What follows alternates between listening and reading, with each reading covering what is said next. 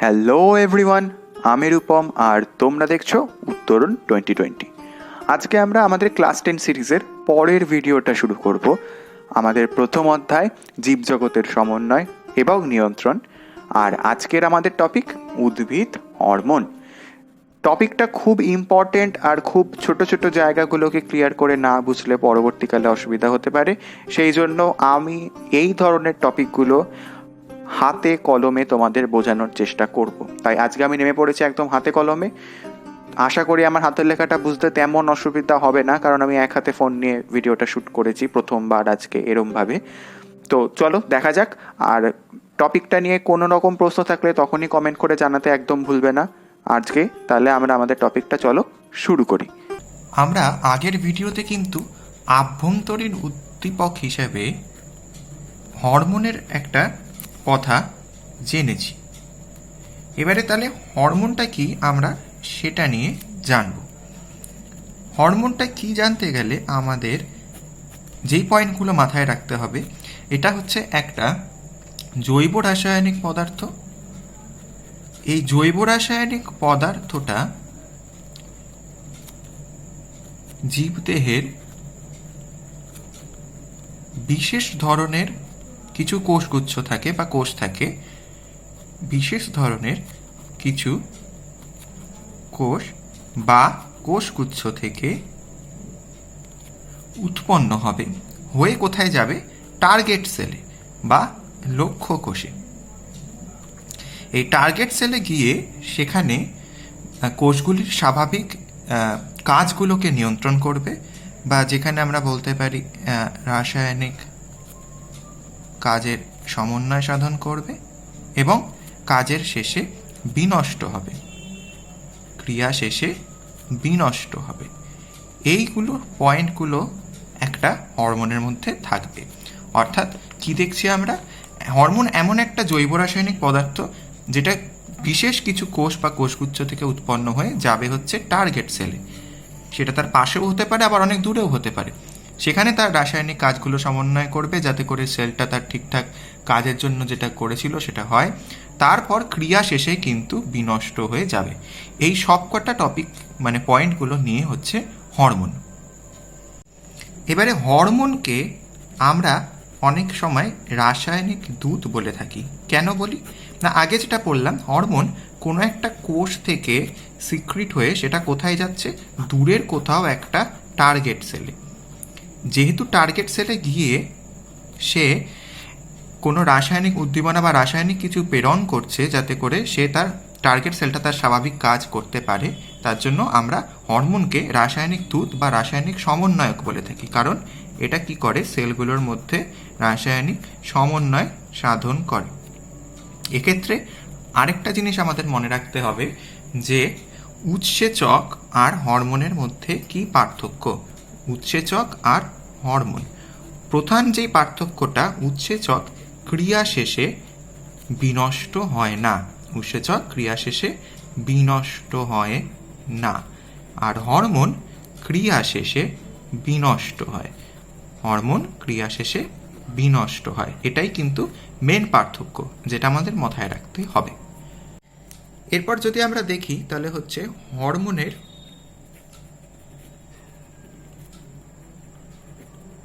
ভূমিকাটা তাহলে কোথায়। আর আমরা কিন্তু যতগুলো আজকে পড়বো সেগুলো সব উদ্ভিদ হরমোন। এবারে হরমোনের ঠিক ভূমিকাটা ঠিক কোথায়? আমরা মেন চারটে ভূমিকা দেখি। এক হচ্ছে রাসায়নিক সমন্বয়ক। হরমোনগুলো রাসায়নিক সমন্বয়ক রূপে কাজ করে, যেটা আগে আমরা পড়লাম। এরপর হচ্ছে সংবেদনশীলতা ও সাড়া প্রদান। কি সেটা? আমরা আগেই জেনেছি যে উদ্দীপকের মধ্যে আভ্যন্তরীণ উদ্দীপকের একটা ভাগ হচ্ছে কিন্তু হরমোন। সুতরাং সেই হরমোন স্বাভাবিকভাবেই বিভিন্ন আয়নের চলাচল বা বিভিন্ন কোষের বৃদ্ধি ঘটিয়ে কি করবে? সংবেদনশীলতা আর সাড়া প্রদান তৈরি করবে। তারপরের পয়েন্ট হচ্ছে অগ্র ও পার্শ্বীয় বৃদ্ধি।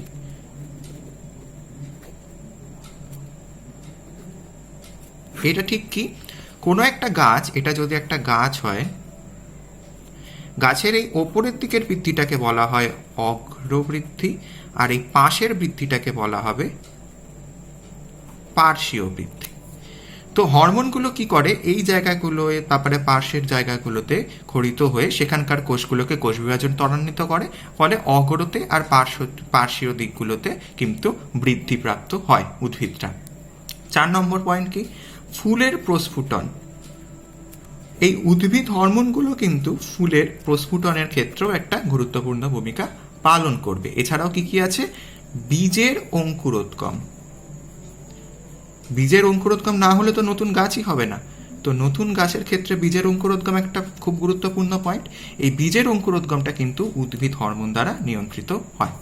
আমরা দেখতে পারি উদ্ভিদ হরমোনের পরিবহন, মানে হরমোনটা কিভাবে পরিবাহিত হবে, এটাকে আমরা মেন 3টে ভাগে ভাগ করতে পারব। প্রথম হচ্ছে সক্রিয় পরিবহন। সক্রিয় পরিবহনটা ঠিক কি, যখন বাহকের মাধ্যমে, কোনো একটা বাহকের মাধ্যমে কোষ থেকে কোষে পরিবহন হবে, তখন সেটাকে আমরা বলবো সক্রিয় পরিবহন। এরপর আসছে সেকেন্ড পার্ট, সেটা হচ্ছে মেরুবর্তী পরিবহন। মেরুবর্তী পরিবহনটা কি, যখন উদ্ভিদ অক্ষের শীর্ষ থেকে মূলের দিকে, উদ্ভিদ অক্ষের শীর্ষ থেকে মূলের দিকে পরিবাহিত হবে। কার মাধ্যমে, ফ্লোয়েমের মাধ্যমে। অর্থাৎ এটা যদি একটা গাছ হয়, তাহলে ওপর থেকে নিচের দিকে, অগ্রভাগ থেকে মূলের দিকে যে হরমোনটা পরিবাহিত হবে সেটাকে বলবো আমরা মেরুবর্তী পরিবহন। এরপর আসছে আমরা 3 নম্বর, সেটা হচ্ছে উভমুখী পরিবহন। উভমুখী পরিবহনটা কি, নামটা শুনেই কিন্তু বোঝা যাচ্ছে, অর্থাৎ জাইলেম ও ফ্লোয়েমের মধ্য দিয়ে যখন হরমোনগুলো উভয় অক্ষেই পরিবহন করতে সক্ষম বা পরিবাহিত হতে সক্ষম। উভয় অক্ষেই মানে কি, এটা যদি আবার একটা গাছ আঁকি, উভয় দিকেই যখন যেতে পারে, পরিবাহিত হতে পারে, তখন সেটাকে আমরা বলবো উভমুখী পরিবহন। এরপর আমরা দেখছি উদ্ভিদ হরমোনকে আমরা কটা ভাগে ভাগ করতে পারি। উদ্ভিদ হরমোনকে কিন্তু আমরা আবার 3টে ভাগে ভাগ করতে পারি। কি কি, এক হচ্ছে প্রাকৃতিক হরমোন, 2 হচ্ছে কৃত্রিম হরমোন, এবং 3 নম্বর হচ্ছে প্রকল্পিত হরমোন। প্রাকৃতিক মানে কি, যেগুলো উদ্ভিদের দেহেই সংশ্লেষিত হয়, উদ্ভিদের দেহেই সংশ্লেষিত হবে, প্রকৃতিতে পাওয়া যাবে। উদ্ভিদের দেহে সংশ্লেষিত হবেই মানে আমরা কি, গাছ থেকে পেয়ে যাব, তার মানে প্রকৃতিতে পাওয়া যাবে। আর কি, যার রাসায়নিক প্রকৃতি আমরা জানি, যার রাসায়নিক প্রকৃতি আমরা জানি। উদাহরণ কীরকম, এর এক্সাম্পলগুলো হচ্ছে অক্সিন, জিব্বারেলিন ইত্যাদি। আস্তে আস্তে আমরা জানবো বাকিগুলো। কৃত্রিমের ক্ষেত্রে কি, যেগুলো উদ্ভিদ দেহে উৎপন্ন হয় না, প্রকৃতিতে পাওয়া যায় না, কিন্তু আমরা এর রাসায়নিক প্রকৃতিটা জেনে এমনভাবেই পরীক্ষাগারে তৈরি করা হয় যাতে করে সেটা প্রাকৃতিক হরমোনের মতো কাজ করতে পারে।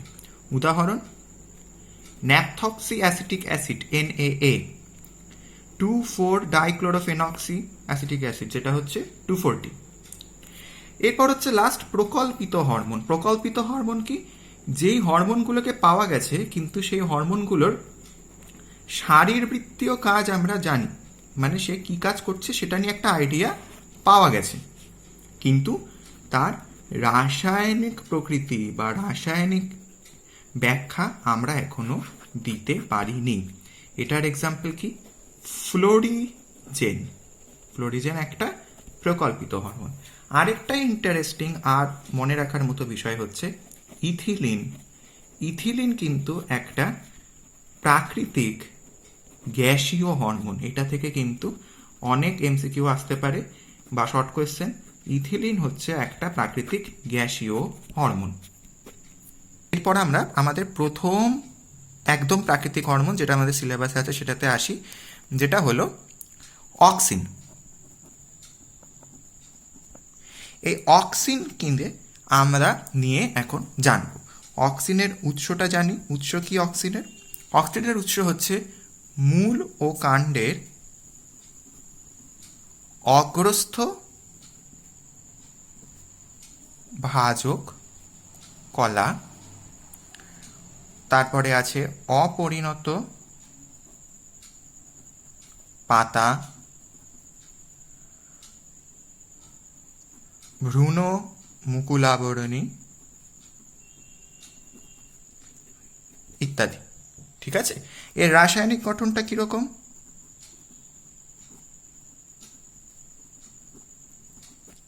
রাসায়নিক গঠনটা হচ্ছে, এটা প্রথমত মাথায় রাখতে হবে কার্বন, হাইড্রোজেন, অক্সিজেন এবং নাইট্রোজেন এই মৌলগুলো নিয়ে গঠিত, অর্থাৎ এটা একটা নাইট্রোজেন যুক্ত উদ্ভিদ হরমোন। আর কি, এটার প্রকৃতি জৈব অম্ল প্রকৃতির, মানে এটা একটা অ্যাসিডিক নেচার এর মধ্যে থাকবে। এই হলো উৎস আর রাসায়নিক গঠন। এরপর আসছে পরিবহন, কিভাবে পরিবাহিত হবে। অক্সিন এমন একটা উদ্ভিদ হরমোন যেটা কিন্তু মেরুবর্তী পরিবহন দেখায়। মেরুবর্তী মানে কি? ওপর থেকে নিচের দিকে, গাছের অক্ষের ওপরের থেকে মূলের দিকে। তো এই পর্যন্ত জানলাম উৎস, রাসায়নিক গঠন, পরিবহন।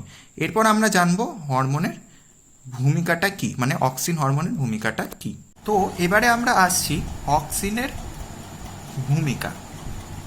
কার? অক্সিনের। ফার্স্ট একদম পয়েন্ট যেটা হচ্ছে অগ্রস্থ প্রকটতা। অগ্রস্থ প্রকটতা ব্যাপারটা কি? আমি যদি একটা গাছকে কনসিডার করি, এটা ধরা যাক একটা গাছ।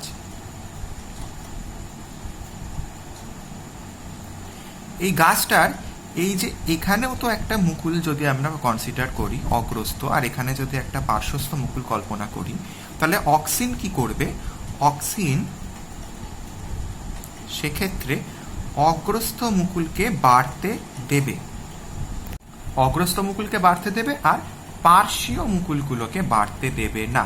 অর্থাৎ এই যে অগ্রস্থ মুকুলের বৃদ্ধির যে ঘটনাটা বা যে প্রাধান্যটা, সেটাকেই বলছি আমরা অগ্রস্থ প্রকটতা, যেটা কে নিয়ন্ত্রণ করতে পারে? যেটা অক্সিন খুব ভালোভাবে নিয়ন্ত্রণ। এরপর আসছে কোষের আকার বৃদ্ধি।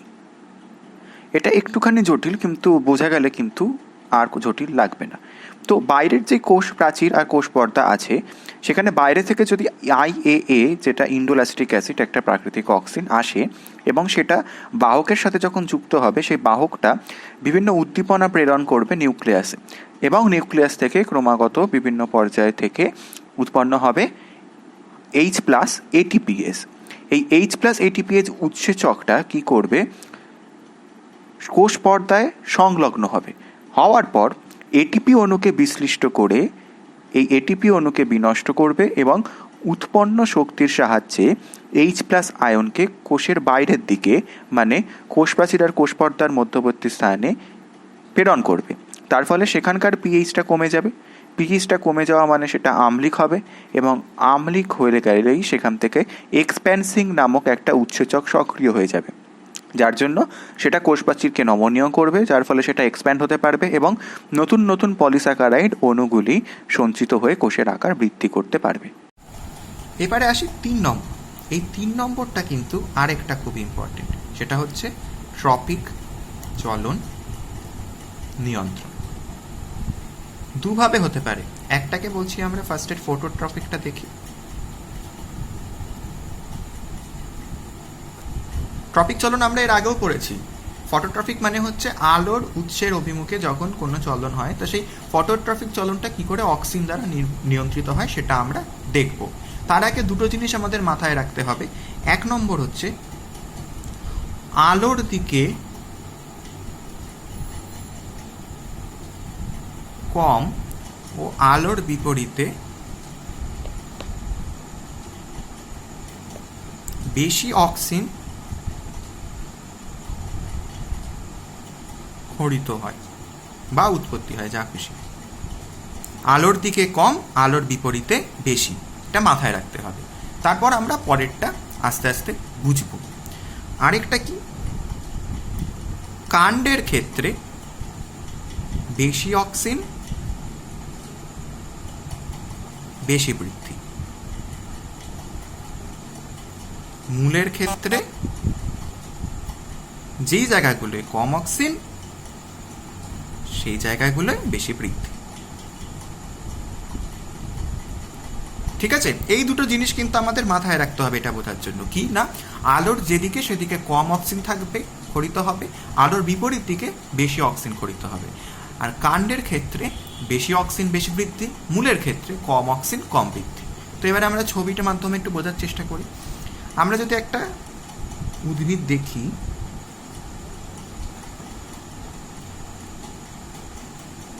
এখান বরাবর যদি মাটিটা থাকে, এটা যদি মূল পোর্শন হয়, আর এখানে যদি সূর্যের আলো আসে এদিক থেকে,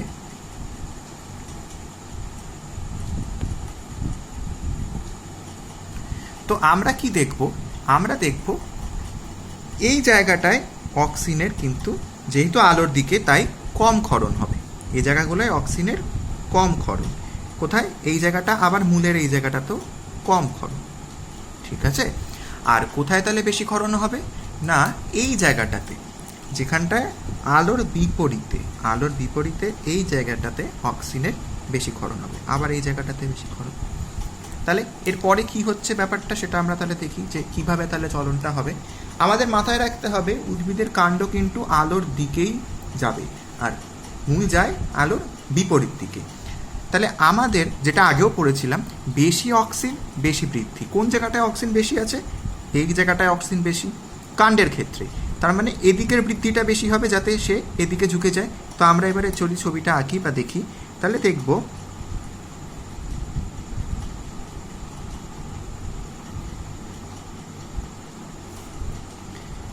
এদিকটায় আলোর উৎস, এদিকটাতেই কিন্তু গাছটা বেঁকে যাচ্ছে। কারণ কি, এখানটায় কিন্তু প্রচুর অক্সিন তৈরি হয়েছিল, এই জায়গাটায় প্রচুর অক্সিন তৈরি হয়েছিল। আর এই জায়গাটায় যেখানটায় অক্সিনটা মূলের ক্ষেত্রে যেখানটায় কম তৈরি হয়েছিল, সেই জায়গাটা বেশি বৃদ্ধি হচ্ছে। কারণ কি, আমরা আগেই জেনেছি কাণ্ডের ক্ষেত্রে বেশি অক্সিন বেশি বৃদ্ধি, মূলের ক্ষেত্রে কম অক্সিন বেশি বৃদ্ধি। তার মানে কাণ্ডের ক্ষেত্রে যেই জায়গাটায় বেশি অক্সিন ছিল সেই জায়গাটা বৃদ্ধি হওয়ার ফলে বেঁকে গিয়ে সে আলোর দিকে যেতে পেরেছে। আবার মূলের ক্ষেত্রে যেই জায়গাটায় কম অক্সিন ছিল সেই জায়গাটায় বৃদ্ধি বেশি হয়েছে, ফলে আলোর বিপরীত দিকে সে কিন্তু চলে গেছে। এই হলো আলোর অক্সিনের ফটোট্রপিক চলন নিয়ন্ত্রণ। তো এরপর ট্রপিক চলনেরই আন্ডারে আরেকটা হচ্ছে জিওট্রপিক চলন। জিওট্রপিক, জিও মানে অভিকর্ষজ, অর্থাৎ অভিকর্ষের অভিমুখে যে চলনটা হবে সেটা কি করে অক্সিন নিয়ন্ত্রণ করবে। তো আমি যদি একটা গাছের, এইটা যদি গাছ আর এটা যদি গাছের মূলটা ভাবি, এটা মাটির তলায়, আমরা আগেই জানি মূলের ক্ষেত্রে, আবার লিখে রাখি, মূলের ক্ষেত্রে কম অক্সিন বেশি বৃদ্ধি।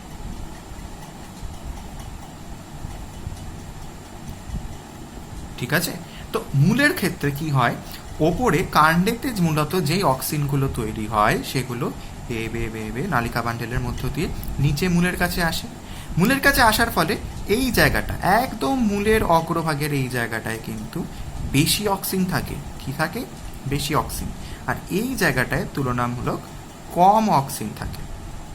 এবারে আমরা আগেই জানলাম কম অক্সিন মানে বেশি বৃদ্ধি, তার মানে এই জায়গাটা বৃদ্ধি বেশি হবে।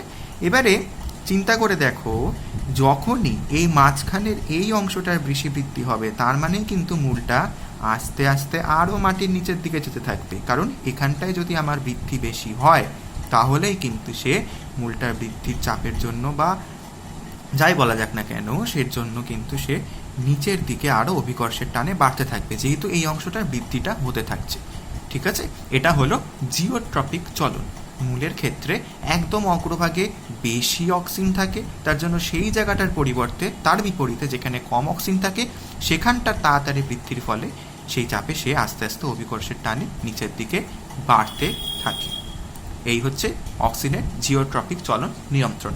এছাড়াও যদি আরেকটা পয়েন্ট আমি দেখি তাহলে বলা যেতে পারে আর কি ভূমিকা থাকবে, কোষ বিভাজন বৃদ্ধি। অক্সিন হরমোনের মাধ্যমে উদ্ভিদের কোষ বিভাজন বৃদ্ধি হতে পারে। এছাড়াও ফুলের পরিস্ফুটন ইত্যাদি আমরা কনসিডার করতে পারি মূলত অক্সিনের প্রধান ভূমিকা হিসাবে। এর পরের হরমোনটা সম্পর্কে আমরা যেটা জানবো সেটা হচ্ছে জিববারেলিন। এই জিববারেলিন নামটা কিভাবে এসেছিল? জিব্বারেলা ফুজিকুরাই, জিব্বারেলা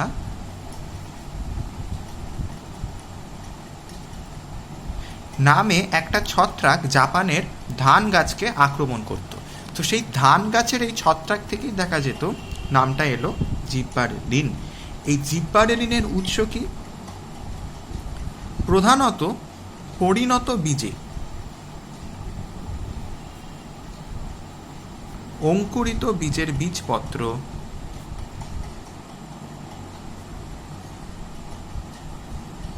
ইত্যাদিতে আমরা এটার উৎস দেখতে পারি। রাসায়নিক গঠনটা কীরকম বা প্রকৃতি যদি আমরা কনসিডার করি, এখানে কার্বন, হাইড্রোজেন, অক্সিজেন থাকবে। এটা কিন্তু নাইট্রোজেন বিহীন একটা উদ্ভিদ হরমোন। আর কি, এটাও কিন্তু জৈব অম্ল প্রকৃতির। তো এটা গেল রাসায়নিক গঠন। এরপর আসছে পরিবহন। এটার পরিবহন কিন্তু উভমুখী, অর্থাৎ ওপর থেকে নিচেও আবার নিচ থেকে ওপরেও এটা পরিবহন হতে পারে। এরপর আমরা জানবো আস্তে আস্তে এর ভূমিকাটা কোথায়। ভূমিকার ক্ষেত্রে একদম প্রথম যে ইম্পর্টেন্ট পয়েন্টটা সেটা হচ্ছে বীজের সুপ্তাবস্থার ভাঙন। উৎস দেখেই কিন্তু আমরা বুঝতে পারি, যেহেতু ম্যাক্সিমাম বীজ, অঙ্কুরিত বীজের বীজপত্র এগুলোতে পাওয়া যায়, তো এটাতে বীজের সাথে কোনো একটা কানেকশন থাকবেই।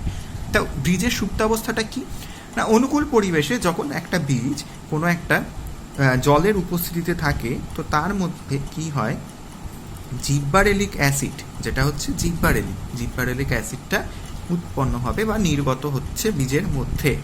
সেটা কি করছে, বিভিন্ন বিক্রিয়ার মাধ্যমে বা বিভিন্নভাবে পরিবাহিত হয়ে আলফা অ্যামাইলেজ আরও বিভিন্ন হাইড্রোলাইটিক এনজাইম বা হাইড্রোলাইটিক উৎসেচক সেগুলোকে অ্যাক্টিভ করছে।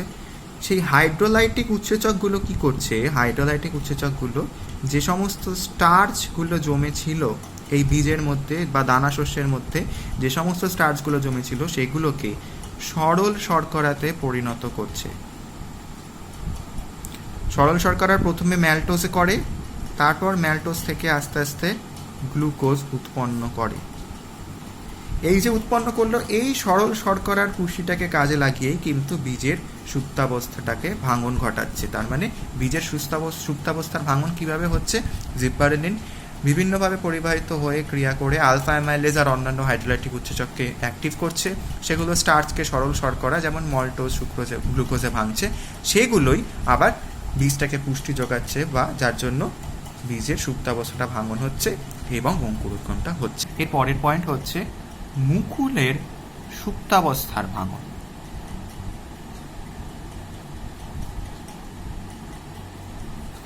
জিব্বারেলিন কি করে, শীতকালে আমাদের যখন যে সমস্ত গাছগুলো শীতকালে কম তাপমাত্রায় মুকুল সুপ্ত অবস্থায় থাকে, যে সমস্ত গাছগুলোর সেই মুকুলের সুপ্ত অবস্থাটাকে ভাঙে হচ্ছে জিব্বারেলিন। এছাড়া পর্বমধ্যের দৈর্ঘ্য বৃদ্ধি।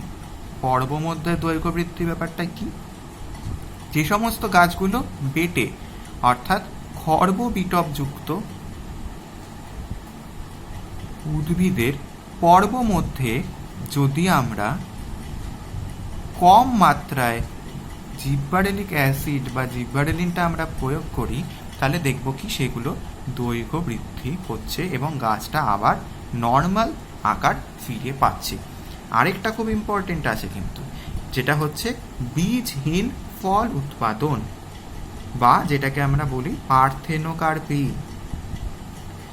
সেটাতে কি, নিষেকের আগেই যদি আমরা ফুলের ডিম্বাশয়তে, নিষেকের আগে আমরা ফুলের ডিম্বাশয় যদি এই জিব্বারেলিনটা কিছুটা দিয়ে দিই, তখন কি হবে, সেই ক্ষেত্রে নিষেক ছাড়াই আমরা ফল উৎপাদনে সক্ষম হব, যেটাকে আমরা বলি পার্থেনোকার্পি। তো এই গেল জিব্বারেলিনের মেন ভূমিকাগুলো। এরপর আসা যাক, আমরা নেক্সটটায় আসি, সেটা হচ্ছে সাইটোকাইনিন।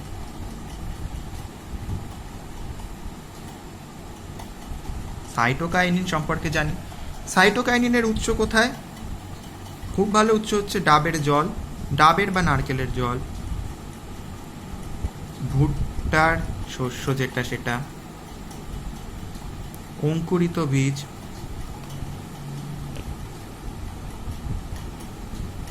ইত্যাদিতে। রাসায়নিক গঠনটা কিরকম?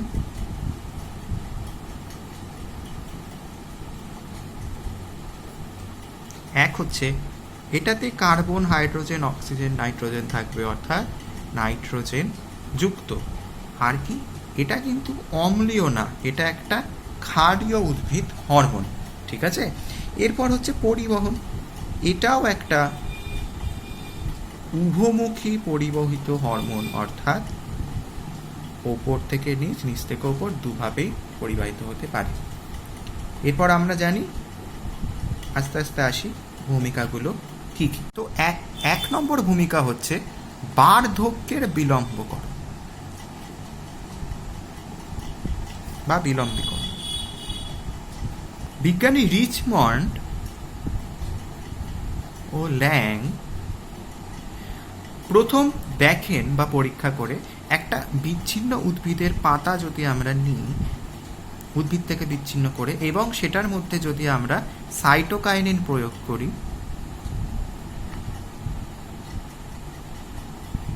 তাহলে সেক্ষেত্রে ক্লোরোফিল সংশ্লেষ হচ্ছে পাতায় এবং পাতাটা বার্ধক্যে যাচ্ছে না।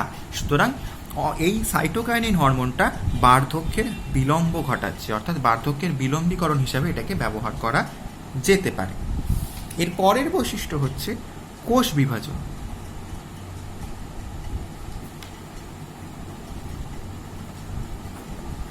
যথেষ্ট পরিমাণ অক্সিনের উপস্থিতিতে, যথেষ্ট পরিমাণ যদি আমরা অক্সিনের উপস্থিতি রাখি, তাহলে অক্সিনের উপস্থিতিতে এই সাইটোকাইনিন হরমোনটাকে যদি আমরা, এই সাইটোকাইনিন হরমোনকে যদি আমরা প্রয়োগ করি, তাহলে কিন্তু কোষ বিভাজন ত্বরান্বিত হবে এবং বৃদ্ধি পাবে। এরপর এইটাও কিন্তু বীজহীন ফল উৎপাদনে গুরুত্বপূর্ণ ভূমিকা পালন করে। অর্থাৎ নিষেকের পূর্বে যদি আমরা ডিম্বাশয়ের মধ্যে কিছুটা সাইটোকাইনিন আমি আবার দিয়ে দিই, সেই সাইটোকাইনিন কি করবে, সাইটোকাইনিনটা বীজহীন ফল উৎপাদন করতে আমাদের সহায়তা করবে। এই গেল প্রাকৃতিক হরমোন সম্পর্কে আমরা বেশ কিছু জিনিস জানলাম। এবারে সামান্য কিছু আমরা কৃত্রিম হরমোন নিয়ে একটু জানি, বা কৃত্রিম হরমোন কি কি এবং এদের কি কি ভূমিকা আছে। কৃত্রিম হরমোন মানে আমরা আগেই জেনেছি, যেটা প্রকৃতিতে পাওয়া যাবে না, রাসায়নিকভাবে আমরা সেটার ফর্মুলা জানি এবং পরীক্ষাগারে উৎপন্ন করে সেটা এমনভাবে করা হয় যাতে সেগুলো প্রাকৃতিক হরমোনের মতো কাজ করতে পারে, গঠন থেকে আমরা পাই সেগুলো, ঠিক আছে। তো প্রথমেই একটা ভূমিকা যদি দেখি, সেটা হচ্ছে বীজহীন ফল উৎপাদন। এখানেও কিন্তু আছে বীজহীন ফল উৎপাদন কোন প্রাকৃতিক হরমোনের মাধ্যমে, কোন প্রাকৃতিক না, কোন কৃত্রিম হরমোনের মাধ্যমে হতে পারে না, কৃত্রিম অক্সিন। কৃত্রিম অক্সিন, জিব্বারেলিন, সাইটোকাইনিন তো প্রাকৃতিক হরমোন হয়েই বীজহীন ফল উৎপাদন করতে পারতো। কৃত্রিম অক্সিন যেগুলো হচ্ছে ন্যাপথক্সি অ্যাসিটিক অ্যাসিড, 2,4-ডাইক্লোরোফেনক্সি অ্যাসিটিক অ্যাসিড, এইগুলো প্রয়োগ করলে কিন্তু বীজহীন ফল উৎপাদন সক্ষম। দুই হচ্ছে, আমরা যদি কোনো আগাছা দমন করতে চাই, এই আগাছা দমনের জন্য কিন্তু একইভাবে কৃত্রিম অক্সিন খুব গুরুত্বপূর্ণ ভূমিকা পালন করতে পারে। আরেকটা হচ্ছে অপরিণত ফলের মোচন রোধ, অপরিণত ফলের মোচন রোধ সেটা কি জিনিস? আমরা যদি কিছু কৃত্রিম হরমোন, কৃত্রিম উদ্ভিদ হরমোন, যেরকম কৃত্রিম অক্সিন আর কৃত্রিম জিব্বারেলিন, কৃত্রিম অক্সিন আর কৃত্রিম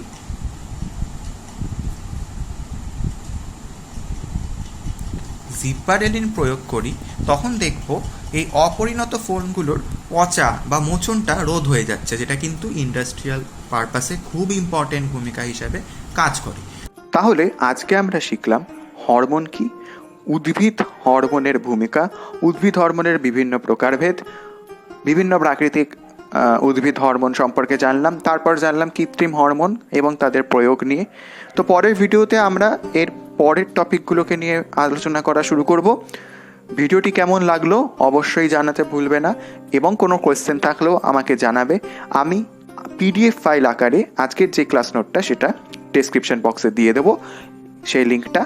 এবং তোমাদের ভিডিওটা ভালো লাগলে প্লিজ লাইক, শেয়ার এবং কমেন্ট তো অবশ্যই করবে, এবং সাবস্ক্রাইব করতে কিন্তু একদম ভুলবে না। Thank you so much.